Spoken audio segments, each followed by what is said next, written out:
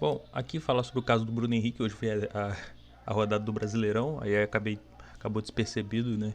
Que a gente fez uma rodada um pós-rodada do Campeonato Brasileiro. Depois eu vou ver se eu consigo disponibilizar, mas tem a live gravada aqui. Acho que depois eu vou editar, porque o vídeo ficou grande e tal. A gente falou um pouco sobre boa parte dos jogos, principalmente os jogos do final dessa tarde. Só não deu pra falar do Cruzeiro e do Bragantino, aí depois eu vou dar uma olhada nos lances para ver exatamente. Mas aqui eu queria falar sobre esse assunto e até lançar um vídeo falando sobre o caso do Bruno Henrique. No entanto, foi informado que hoje, no caso, domingo de Páscoa, o advogado Bruno Henrique ia soltar uma nota oficial, um comunicado falando sobre a questão do caso de apostas que supostamente o Bruno Henrique estaria envolvido, que teve aquelas conversas vazadas há pouco tempo. E aí teve aqui uma publicação do GE falando sobre essa questão e falando sobre o, o que o Bruno Henrique, o advogado Bruno Henrique, falou. Então a gente vai tentar dar uma lida aqui, entender um pouquinho sobre os desdobramentos que podem ter em relação a essa questão e poder pensar aqui sobre as possíveis punições que podem ser cabidas a esse caso. Porque pensando no sentido de agora, a gente sabe que processos que envolvem apostas esportivas, eles são densos, eles são complicados, porque a gente tem todo um processo legal, porque envolve uma figura pública, uma pessoa que, querendo ou não, é muito, digamos assim, ela é importante, né? Ela pratica um esporte que mexe com a paixão de muitas pessoas. E também, é claro, se a gente lembrar dos casos, por exemplo, do Paquetá, a gente sabe quanto tempo demorou, né? E o processo ainda está ocorrendo, né? Então, inclusive foi um pouco abafado durante um tempo, mas a gente vai tentar pensar aqui porque talvez haja durante esse período alguma punição do STJD. A gente não sabe ainda, mas o fato é que o Bruno Henrique ele continua jogando normalmente, por enquanto, no Flamengo. Estava no jogo contra o Vasco há pouco tempo, parecia tranquilo, normal. A gente não sabe como está a saúde mental dele, mas partindo do princípio, claro, partindo da presunção da inocência, a gente fica pensando aqui sobre essa questão, né? Será que o Bruno Henrique ele está bem, né? Por enquanto, não, isso não está, como se fala, isso não está atrapalhando o desenvolvimento dele dentro de campo. Mas enfim, vamos tentar aqui dar uma olhada na nota do GE e tentar pensar aqui um pouquinho sobre isso. Vamos lá, tá aqui. Show, ótimo. Advogado Bruno Henrique do Flamengo diz que mensagens estão fora de contexto, entre aspas, e depois nunca esteve envolvido. Inclusive está na capa. Criminalista Ricardo Pieri Nunes é o responsável pela defesa do atacante rubro-negro. Então esse aí é o advogado do Bruno Henrique. Depois eu vou dar procurado sobre ele. A Polícia Federal indiciou o Bruno Henrique, aqui tem um caso completo, do Flamengo por supostamente ter forçado um cartão amarelo em jogo contra o Santos no Brasileirão de 2023 e beneficiado apostadores. O relatório da PF mostra prints de conversas do atacante com seus familiares nos dias que antecederam a partida. Enfim, vocês já devem saber essa parte. Em reportagem veiculada neste domingo no Fantástico, o advogado criminalista Ricardo Pieri Nunes, responsável pela defesa de Bruno Henrique, disse que as conversas foram tiradas de contexto. Leia a nota enviada pelo representante do jogador rubro-negro. Aí vem a nota. O atleta Bruno Henrique é conhecido e respeitado por sua simplicidade e comprometimento com o esporte. Nunca esteve envolvido em esquemas de apostas. Pelo contrário, acredita que o negócio de apostas deveria sofrer cada vez mais restrições pelas autoridades. As distorções que estão sendo causadas pela interpretação e divulgação indevida de mensagens privadas fora de contexto serão esclarecidas no curso do processo. Ele continua. O atleta confia que o Poder Judiciário oportunamente corrigirá a injustiça que está sendo cometida. Bom, essa é a nota. Se eu não me engano, deve ter sido um documentário que passou na Globo hoje. Vamos ver aqui, Felipe Luiz, sobre Bruno Henrique, a única coisa que peço é a presunção de inocência. Em 2019, Ricardo Pierre Nunes trabalhou com o Flamengo no caso da tragédia do Ninho, em que 10 atletas da base morreram em um incêndio no alojamento do clube. O advogado ainda defende o Bruno Henrique em 2020, quando o jogador foi acusado de falsificar a carteira de habilitação. Não conheço essa história, não. Em abril de 2020, mediante a confissão, Bruno Henrique fez um acordo não persecução penal com a justiça. O atacante do Flamengo pagou uma multa no valor de R$100 mil e transferiu os valores a 4 organizações sem fins lucrativos. Opa, peraí. Mediante a confissão, Bruno Henrique fez um acordo. Então ele realmente falsificou?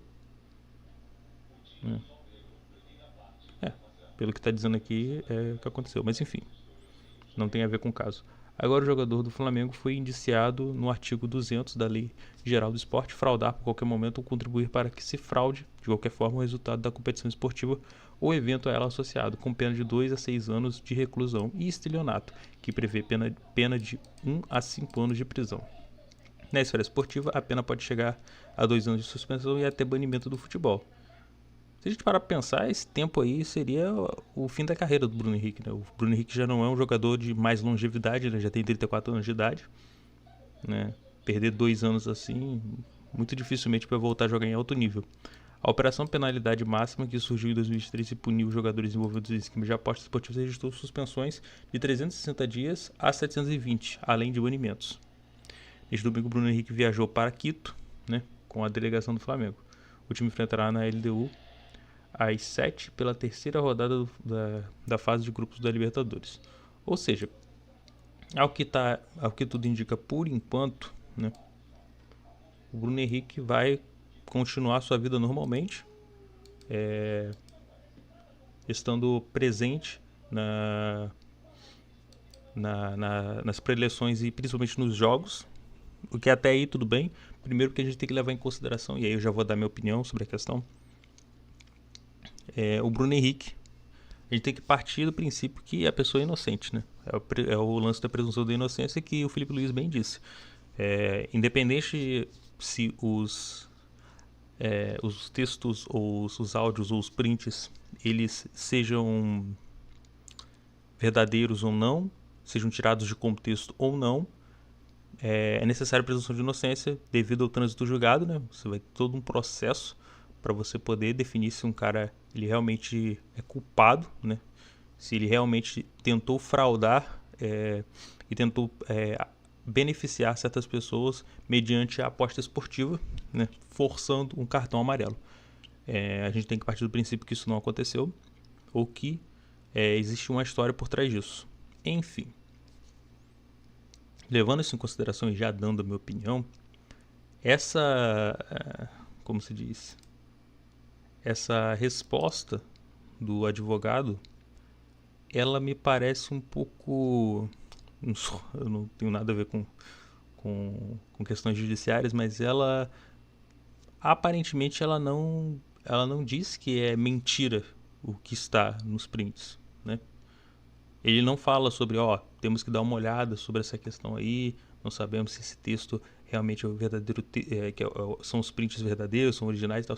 Ele fala que os prints que as conversas foram tiradas de contexto, ou seja, essas conversas elas aconteceram, só que em um determinado contexto, e aparentemente ele vai usar o sistema judiciário, né, para poder provar sua inocência e mostrar que os prints estariam, enfim, fora de contexto, mas assim, é uma resposta que assim, ela assusta um pouco. O atleta Bruno Henrique é conhecido e respeitado pela sua simplicidade e comprometimento com o esporte, nunca esteve envolvido em esquemas de apostas.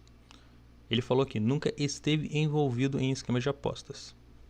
Pelo contrário, acredito que o negócio de apostas deveria sofrer cada vez mais restrição pelas autoridades. Como ele disse, nunca esteve envolvido com apostas, o que nos leva a crer que o que apareceu aí é forjado ou é falso. Só que logo em seguida ele fala as distorções que estão sendo causadas pela interpretação e divulgação indevida de mensagens privadas fora de contexto serão esclarecidas no curso do processo. Então, peraí. Então as mensagens são verdadeiras. E o problema são as interpretações e divulgações que distorcem digamos assim, o contexto real daquelas conversas. Qual era o contexto real, então, daquelas conversas?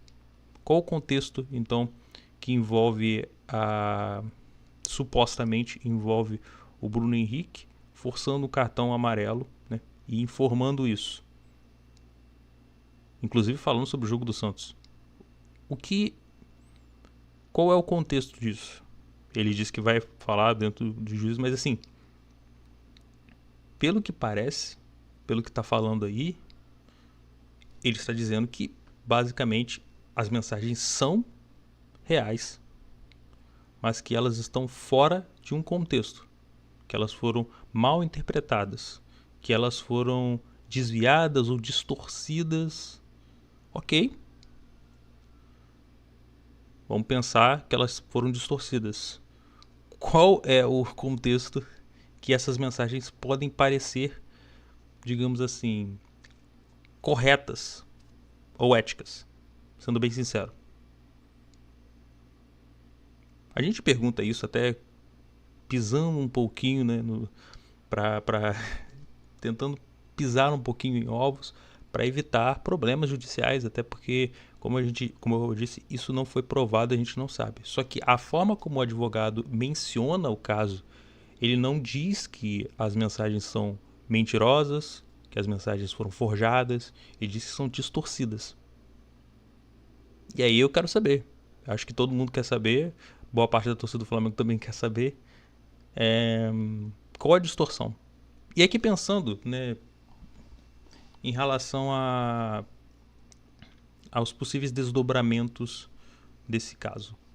Vamos lá, vamos pensar que o caso Bruno Henrique ele seja absolvido.